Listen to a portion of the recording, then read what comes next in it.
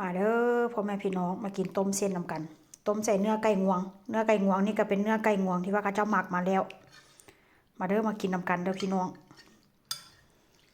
วันนี้ต้มเส้นข้าวปุ้นเนี่ยบดต้มแล้วก็ตำบดตำแล้วก็ต้มอยู่ในหนับพี่น้องเลย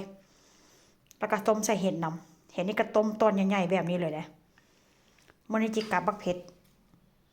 นี่เป็นโมกนี่บ่แม่นหยังเด้อออกมาจากตู้แช่แข็งบักเผ็ดนี่นะซื้อผักมาง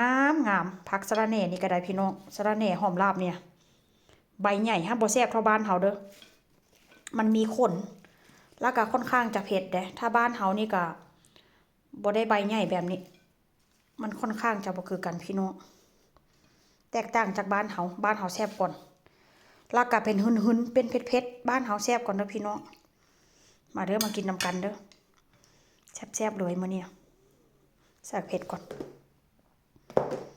ใส่เผ็ดผงก่อนเด้อเผ็ดผงนี่มีกระปุกเป็นกระปุกเลยเผ็ดผงนี่ก็ได้